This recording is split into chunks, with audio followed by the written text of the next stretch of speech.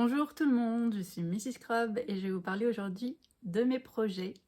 D'abord, le tarot de la fortune que j'ai créé fin 2020. Et dans une autre vidéo, je vous parlerai aussi de l'oracle 3-9 que j'ai créé en 2022. J'ai déjà parlé un peu de mon parcours et de mes projets sur 2 épisodes de podcast que vous pouvez l'écouter si ça vous intéresse. D'abord, il y a l'épisode numéro 4 du podcast La Pépite et l'épisode hors série numéro 9 du podcast Tarot Bistro. Voilà, si vous voulez en savoir un petit peu plus, ça sera peut-être plus développé que dans cette vidéo. D'abord, je vais vous parler de l'origine et de l'évolution du tarot de la fortune et je vais vous montrer en même temps tout le contenu du pack Tarot de la fortune quand vous l'achetez sur la boutique. Le tarot de la fortune a d'abord été l'objet d'une campagne Ulule fin 2020 et il a été ensuite réimprimé en 2022 et en 2023 et je voulais vraiment remercier énormément toutes les personnes qui ont soutenu ce projet parce que c'est grâce à vous qu'il a pu être imprimé. Voilà, merci beaucoup.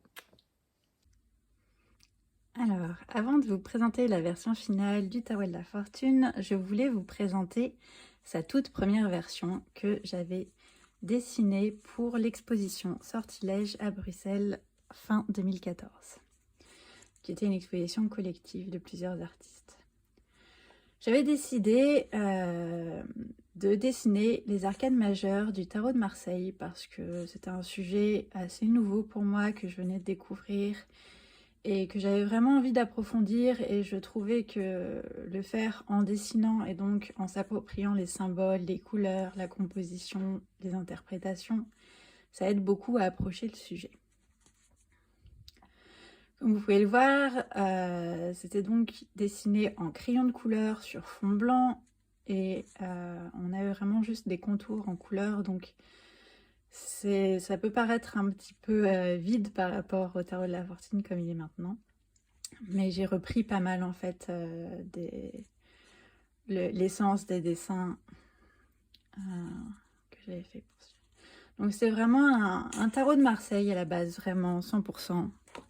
J'avais aussi dessiné plus tard les arcanes mineurs pour moi, en même temps que je les étudiais, parce que j'avais du mal en fait à comprendre en fait ces cartes qui sont pas illustrées de la même façon que les arcanes majeures ou les figures de cour. Et honnêtement, c'était pas la partie la plus fun à dessiner. C'était un peu redondant et ça m'a pas forcément beaucoup plus aidé à réussir à tirer avec concrètement. Même si je les ai étudiés, ça manque de quelque chose à analyser visuellement, ça manque de plus de symboles. Donc je l'ai quand même fait pour tester, pour aller au bout du projet. Mais du coup, c'est pas l'idée que j'ai retenue, et c'est pour ça aussi que j'ai décidé de refaire une deuxième version en me basant pour les mineurs plutôt sur le système Rider-Waite-Smith, dont les mineurs sont illustrés comme les arcanes majeures. Voilà, mais je voulais quand même vous montrer un petit peu la première version parce que je trouve que c'est toujours chouette de voir l'évolution d'un projet. Voilà. Et donc ça, c'était un prototype papier que j'ai fait pour moi, avec lequel je tirais. Et j'avais fait une petite pochette sur mesure. J'en profite pour vous rappeler que je propose sur la boutique des pochettes si vous en avez besoin. Passons maintenant à la version finale du tarot de la fortune.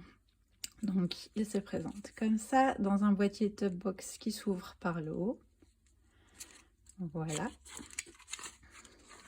Donc comme je disais, cette fois-ci, le tarot de la fortune se base à la fois sur le tarot de Marseille et sur le tarot Rider-Waite-Smith. Les arcanes majeures se basent un peu plus sur le Marseille et les arcanes mineures un peu plus sur le Rider-Waite-Smith. Les arcanes majeures suivent l'ordre du tarot de Marseille, c'est-à-dire que la justice est en 8 et la force en 11. Et vous remarquerez que le fou vient à la fin chez moi.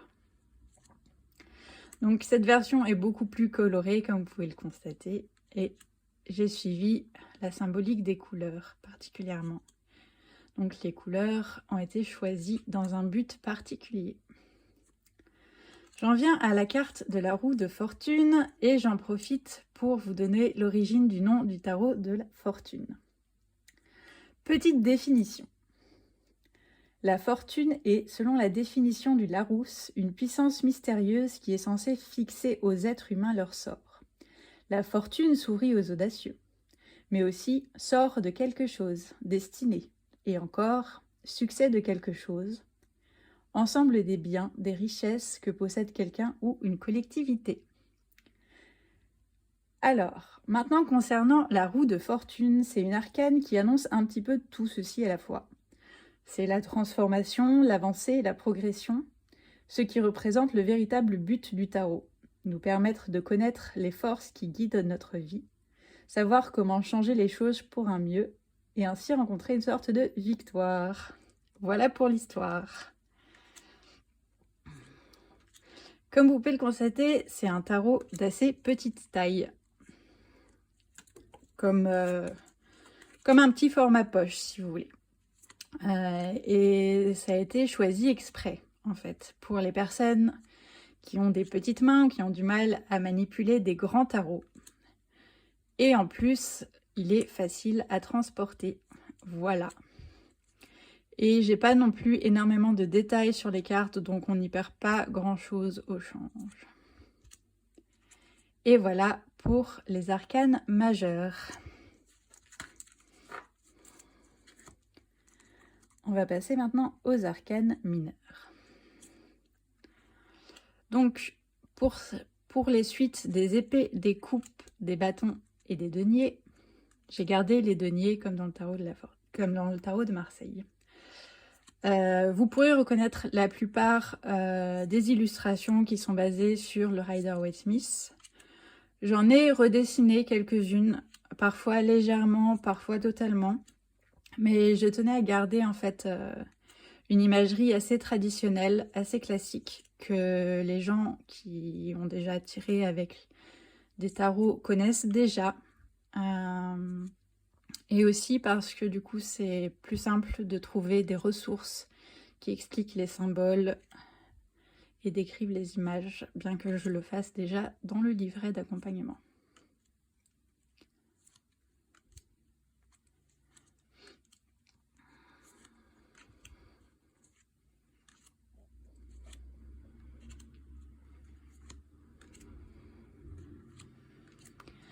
Les cartes sont plutôt épaisses, mais pas trop non plus. Elles ont un pelliculage brillant, comme vous pouvez le constater.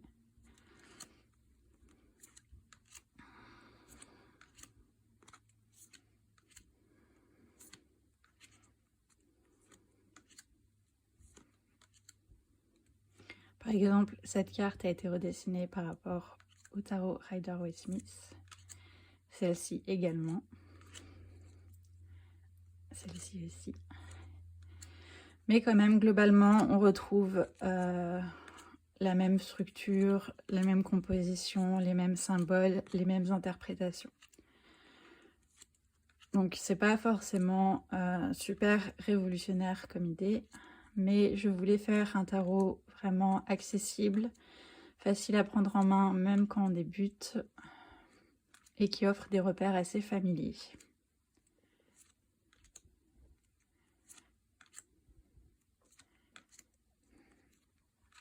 Et on arrive à la fin des cartes. Quelque chose aussi que je voulais signaler, j'ai gardé le mot page plutôt que valet parce que c'est un mot qui s'accorde à la fois au féminin et au masculin, qui est donc neutre. Et vous voyez, j'ai mis cavalier, point E. Donc c'est un cavalier, une cavalière, une personne non binaire. J'ai essayé de dégenrer un peu ce que je pouvais et j'ai quand même gardé les couples reine-roi et les couples des arcanes majeurs. Voilà pour les cartes. Je rappelle que vous pouvez trouver des photos de chaque suite sur le site en bonne définition. Avec le tarot, vous avez aussi une carte postale au choix à l'achat entre l'étoile, la lune, le soleil, le monde et le fou. Allez hop, un petit peu de belle disposition. Et le livre d'accompagnement. Donc vous voyez, il y a une différence entre la taille du tarot et du livre, qui est un format A5. C'était important pour moi d'avoir quand même un bon livre et je voulais pas faire un petit livret qui se glisse dans le tarot et je voulais pas non plus faire un grand coffret, donc voilà, on a vraiment deux choses séparées ici.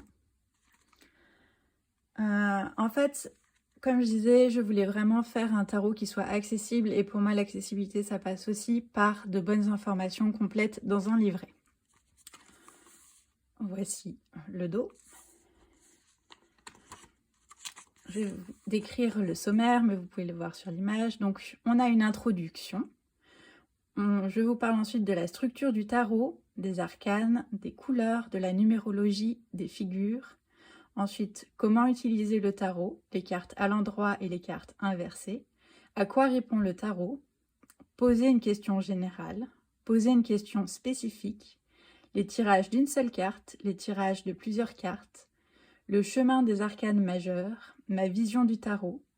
Et ensuite, on a les descriptions et interprétations des arcanes majeures et des arcanes mineures une par une, des modèles de tirage, les ressources bibliographiques qui m'ont servi à compiler des informations, les liens où me retrouver sur Internet et des remerciements. Donc voilà, l'introduction, on reprend le pourquoi du tarot de la fortune, la structure du tarot. Donc on a pas mal de pages qui expliquent en fait comment tirer de A à Z avec la symbolique. Et pour les arcanes majeures, on a tout ceci comme contenu. Avec à chaque fois le nom de la carte, l'image de la carte en noir et blanc. Une petite phrase, des mots-clés positifs et négatifs, des liens astrologiques uniquement pour les arcanes majeures, une description de la carte et de ses symboles, les aspects positifs et les aspects négatifs en tirage. Pour les arcanes mineurs, on a grosso modo le même contenu, sauf qu'on n'a pas d'association astrologique. Et on a en revanche plus d'interprétations positives et négatives pour les tirages. Pourquoi? Parce qu'en fait, ce sont souvent des arcanes qui sont un peu délaissés dans les livrets et je comptais leur refaire la part belle. Donc voilà, vous avez beaucoup de contenu dans ce livret et je voulais quand même vous partager, si j'y arrive. Voilà, donc j'ai compilé à la fin toutes les ressources bibliographiques qui m'ont servi à compiler les informations pour ce livret et pour mon apprentissage du tarot. Donc voilà, ce n'est pas uniquement ma vision personnelle du tarot. Et voilà, ça fait 108 pages quand même, donc vous avez de quoi faire avec le livret. Si vous avez aimé cette vidéo et que vous souhaitez vous procurer le tarot de la fortune, au moment où je fais cette vidéo, il en reste encore plusieurs exemplaires sur la boutique. Donc n'hésitez pas à aller voir. Vous aurez également toutes les informations, toutes les photos qui seront prises sur la fiche. Et voilà. Comme je ne sais jamais si je vais faire des réimpressions ou quand, on part du principe qu'il vaut mieux l'acheter tout de suite si vous le voulez vraiment. Parce que comme c'est déjà sa troisième impression, je ne sais pas s'il y en aura d'autres. Voilà. Je vous remercie d'avoir regardé cette vidéo et à plus tard pour l'Oracle 3.9.